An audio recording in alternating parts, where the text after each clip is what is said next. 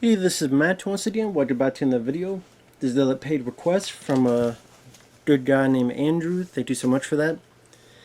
And for those interested in requesting any type of videos, review, re-review, topic, reaction, commentary, tier list, random topic, whatever it may be, feel free to send it either directly to my PayPal, is usually the best bet, or join my Patreon.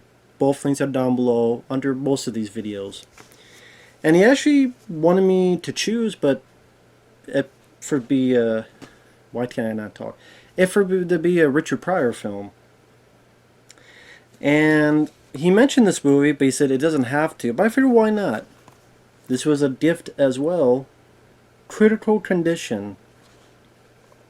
Well, I'll probably have the poster over there, so I don't have to show this too much. Sadly, there's no features, but this is from Slattery. It's cool. It's got a Blu-ray release. It's from Paramount. Paramount. I do hope one day Paramount. They did some Paramount titles like Summer Rental with John Candy, or not just Paramount, but like Nothing to Lose or Martin Lawrence, Money Toss with Chris Tucker. It'd be nice if some other comedies got a Blu-ray release, but this is a film I remember seeing back on cable way back in the day, and enjoyed it for what it was. I am a big Richard Pryor fan. That does help. I love his stand-up. I would say he's my favorite stand-up comedian. Here and Now, I absolutely love. I don't say as much anymore, but I used to say, bullshit my dick, which is from that stand-up. Also Live on the Sunset Strip, live in concert are a lot of fun. And I liked a lot of his movies. See No Evil, Hear No Evil is my favorite of his. But I also enjoyed The Toy. I know this is controversial to say, but I enjoyed the film The Toy. Bruce's Millions I don't mind, but I have issues with it.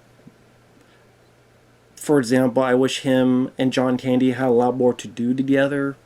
I don't like that John Candy is kind of adored in the third act, especially at the end of the film.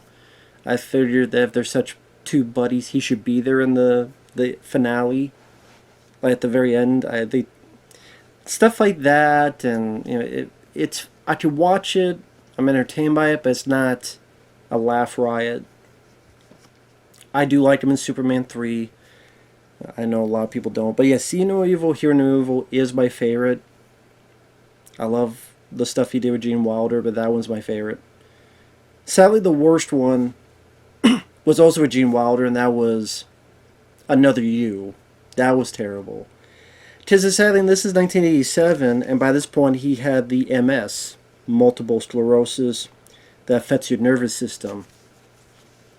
While it worked in See No Evil, Hear No Evil after this, because he's supposed to be playing a blind guy, and because of his affliction, that actually sadly made it work fine, because he's not supposed to see anything, so that actually worked for it. But here, while I do like the film, I'll explain why in a minute or two. One of the few downsides I have with it is that you could tell he's sick. Like, there are moments where you can see that he's a little bit thinner. He's not as fast as he was just a few years before. They slowed down a bit. Once in a while you see that his eyes are maybe not quite centered on the actor in front of him. Maybe delays a little bit over here or there. And that is sad to see for such a great talent comedian. But I do like it. The setup is that Richard Pryor, he's framed, he's kind of set up for this crime because he's trying to get some money to start a movie theater business, but the guy he talks to is a criminal and kind of nudged him into taking his briefcase with diamonds. Pretty much the cops come in and they got him red-handed, so to speak, evidence in his hand, and pretty much he's going to go to jail, and the bad guy's in jail, and they said, once you get here, we're going to have a lot of fun with you. So the only thing Richard Pryor can think of is fake insanity. So, but it's not, a comedy, One Flew Over the Cuckoo's Nest. I know some say that's a comedy, but I find more of a drama than that. Instead, it doesn't. It's kind of a abrupt cut, and the fact that if he's faking his insanity, then it feels like he's been in this mental ward for, I don't know, a month, 2 months, 3 months, because he seems to know everybody well, and it's like from one to the other, just like that. And I'm like, okay. I mean, I guess because they wanted to get to the rest of the story, and if they did that, it'd be a longer movie. But at the same time, it's still, I mean, 97 minutes, so it's hitting the nice spot for comedies.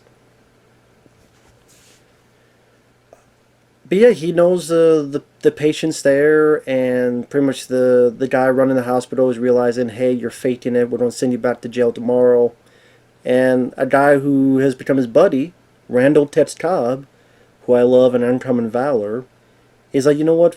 Fuck this. You're not going anywhere. Helps get Richard Pryor out. Gets the main head doctor, the guy running the place, Joe Mantegna, gets him locked in there with the other patients. And then Ruben Blaze is orderly, who is friendly, a buddy of Richard Pryor's character. He's like, okay, we're going to help you get out of here. Only a big series of events happen where there's a big hurricane, there's a storm, there's a big power outage. He tries to stay on an ambulance, he can't leave because the hospital's like on this island and the roads are gone, or at least flooded. He can't get anywhere. It's storming out. So now the rest of the night he's conning himself as a doctor, going from A to B to C in these situations, just trying to wait for the storm to go out and he can escape. Now the director, Michael Apted, I knew his name sounded familiar. He actually did a couple other films I enjoy. Extreme Measures with Hugh Grant and Gene Hackman. One of the few times Hugh Grant got to do a thriller. I actually thought it was pretty decent. And Thunderheart with Val Kilmer, another one I did enjoy. And then it has a good cast. I think that really helps the film, is the cast it has. Just like I said, you got Richard Pryor, who I'm a big fan of, Ruben Blades, who's in one of my favorites, Predator 2, Rachel Ticotin, she's kind of the female lead and maybe will be a kind of a love interest as you get going. Granted, how much love interest you would be after one night, but she, of course, was in the 1990 Total Recall film, helping Arnold Schwarzenegger out at the end to get these people out. John Mantegna, like I mentioned, there's been a lot of stuff. He's the head of the hospital who gets locked up. Randall Tets Cobb. You also have Bob Saget, actually right here. Rest in peace to him. That's sad both of these guys have passed away now. But yeah, Bob Saget as this newer, younger orderly. You have, and a blatantly admitted, Wesley Snipes is in the film, because when Richard Pryor steals the ambulance, Wesley Snipes, he comes out and is like, "We're doing my ambulance." And then in a small role as one of these patients that need their methadone, but Pryor's able to calm them to get them to help with all these situations going on. It's Garrett Morris, who I remember as Chocolate Chip Charlie in a Larry Cohen film called The Stuff. He has a fun bit role in this. Blaze said, while the film itself, at times, maybe it's not a laugh riot. At times, you feel bad watching it because you see Pryor, his sickness. This is one of the films you see it quite a bit. Not the most, it'd be Another You. That one is absolutely terrible. But this, like, you see it getting in there. And sometimes it feels like it wants to be a drama. While it is a comedy. I don't know if this is true. I read this IMDb, but that doesn't mean it's true. That at one point that this was supposed to be a drama at first, but then the studio and stuff, they said, well, we want to make it more of a comedy. Like, it's Richard Pryor, we want to make it more funny. Granted, I don't see how this would have been a drama either, but it's like it has little bits of there, but it's more comedy. The star power, or I should say the cast, I want to say star power, but the cast made it an easy, enjoyable watch even when I first saw this back in the day. Pryor, even when he's sick, he's still a good comedic talent with the best he can with his body, the timing. I do like the idea of this kind of, it's a comedy, but at the same time it's like a little bit of almost like a disaster movie. And the fact of, there's a big storm outside and the power goes out and what are we going to do? How are we going to get power here? And then the generator room gets flooded. And so maybe not a disaster, but like all these disasters happen out on like the worst night possible and just one thing after the other. Like, how could it get worse? Kind of that frame of mind.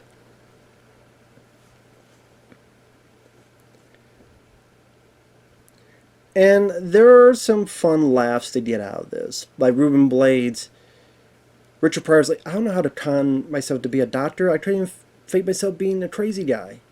And then Ruben goes, listen, it's nothing. You just tell everybody they got the clap, you give them a shot, and you leave. Or some bits that were in the trailer, but more so in the movie, where there's this beautiful lady, and Bob Saget's going to check her out, but then Richard Pryor's like, hey, your magic hands, get your magic ass out of here. Until he finds out she really does have the clap, and he turns cold real quick to get the hell out of there. Or there's this lady that's being sad and crying, and Richard Pryor whispers something to her. She smiles, and he leaves. And they're like, well, what did he say to you? Well, he said I have a nice ass, and that maybe tomorrow night we'll go out together. Because apparently the lady's husband had left her. And like I said, there's certain moments I think it's because it gets to a frenetic structure of the hospital, so it never slows down too much to feel boring, at least to me. Because there's always chaos happening in this hospital. It's this and this and this and this. And maybe some people feel that the humor is more sitcom level. But I still think it's a fun flick that is rated R. This is an R-rated film, mainly for the dialogue. People cursing, saying fuck, things of that nature.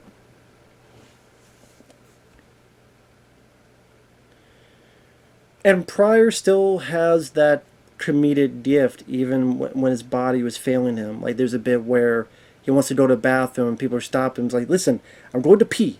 I don't need to set your opinion on that. Okay? I know how to hold it and everything, but do it for a while.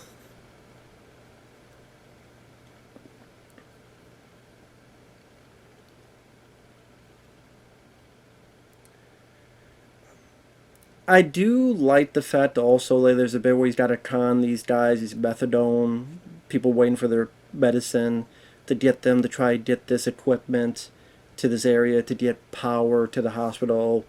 When he comes in with the medicine to try to con these guys, he's singing "Party all the time, party all the time," which is the Eddie Murphy song. So I'm like, okay, I think that's kind of funny that he's singing the song that Eddie Murphy. I forgot he did that he sang Eddie Murphy's song. Party all the time, party all the time. Well, I didn't catch that the first time I saw this. Or certain lines of dialogue that'd be thrown out like, severe case of full of shitness.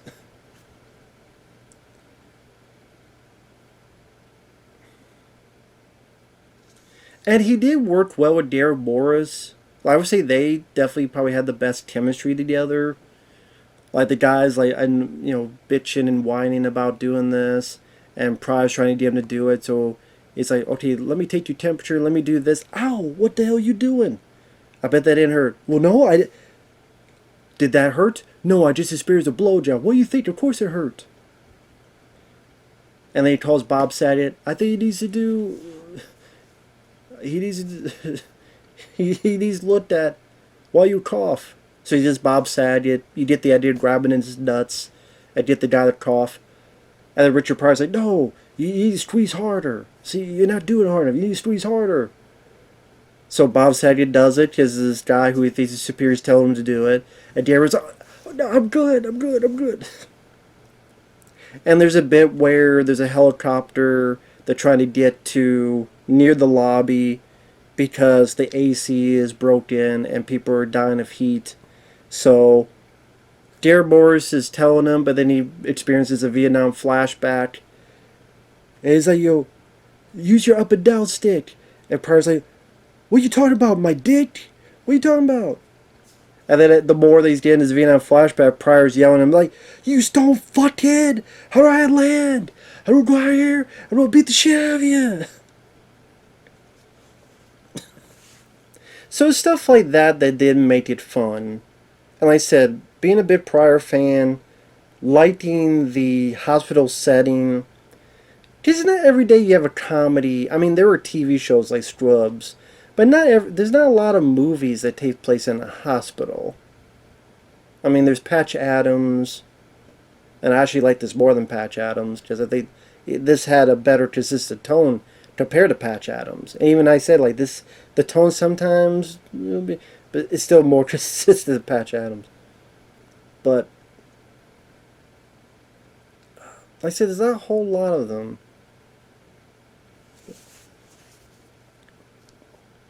And yeah, it may be silly and it may be unrealistic, but you know what? It's still entertaining. You know, I like the set of characters we have.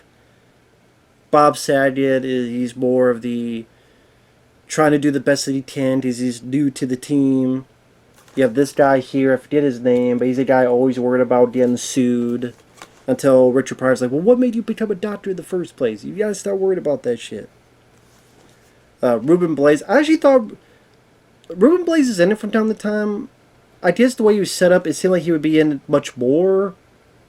And it'd be like Pryor and Ruben Blades teaming up with each other. But he's in it, but he pops up every once in a while. But again, you think he's so buddy-buddy with Richard Pryor, he'd be with him like the whole time, but he's not. In the third act, they do throw in this bit where there's a criminal there and he escapes and he killed this cop. And they try to set fire in order for people to be busy for him to escape. And then gets Rachel Ticotin hostage. Pryor has to save her. I get the idea behind it to show even further that, hey, he's learned and he's a heroic character. But I figured the stuff he's been doing throughout the day, all these little things to help the hospital and con his way through it, I don't know if you needed that. It just felt kind of... I know it wasn't the case, but it would feel like something that was added in there last minute. We gotta have something for the finale. Okay, there's this guy, he's a criminal, he's a killer, he's blah blah blah. And it just... Here's Richard Pryor, action hero. Or, in other words, mostly his double. Doing all the stuff. I mean, it's nothing that made me angry or mad, or, oh, this movie, I'm sorry, is 0 out of 10. But it is my least favorite part of the movie. Maybe if this film was supposed to be more dramatic at first, maybe it's supposed to have more scenes like that, but I'm kind of glad it didn't. Because I do like the film that we have, and like I said, that part was kind of the weakest part for me. Because again, like, Pryor, he's not in the best of health, mostly his doubles doing the stuff, and I don't know. Like I said, it felt just added in there just because. Again, you could have had, like, the storm started a fire, and he's like, you know what, I'm going to help these guys out, I'm not going to leave, and then Rachel Ticotin's character is trapped by the fire, and he goes in and rescues her, and then you have the same bit, but it would still feel a bit more consistent than this criminal guy. That's just me, though. But overall, not a perfect film. You know, not my favorite Richard Pryor film, but I still had fun watching this again. This is still a fun movie, at least to me. Again, the cast, the chaos at the hospital setting, definitely helps make the film fairly watchable. And I didn't mind the score as well. The score is actually from. I want to see if I got. Is it who I thought it was? I think it's Alan Silvestri.